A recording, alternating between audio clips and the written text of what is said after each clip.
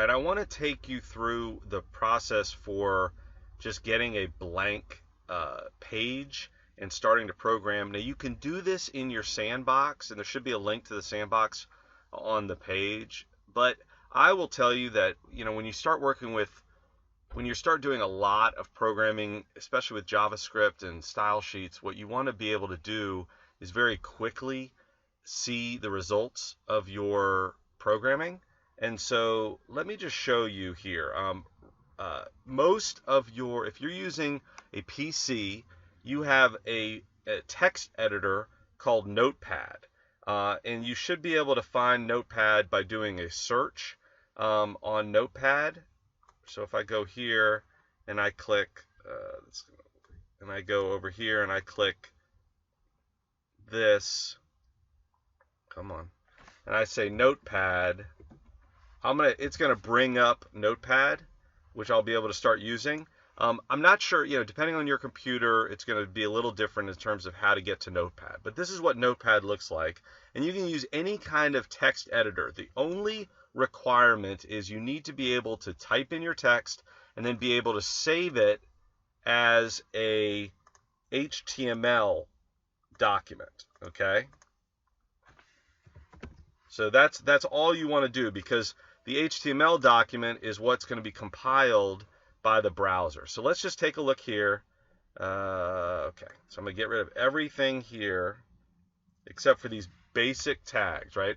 This is what you're going to want to have, and I'll talk about this one here in a second, but this is what you're going to want to have at its base on each of your pages. And for those people who have already gone through CSS, you see here, this is just to indicate that we are able to support CSS3.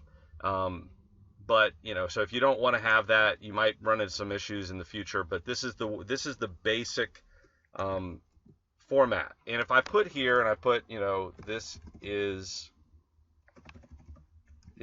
Game Design Lab for August, and I save that, and I'm just going to save that as sandbox page, and then I say HTML hypertext markup language, and I click all files so it doesn't save it as a text, and then I save it.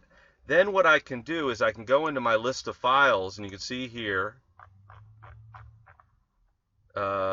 this is sorted. So go to my list of files here, and you see sandbox page, and then I can right click on that, and I can, now it's a Notepad file, and I can open it with Firefox or Google Chrome or Safari or Internet Explorer or whatever I want.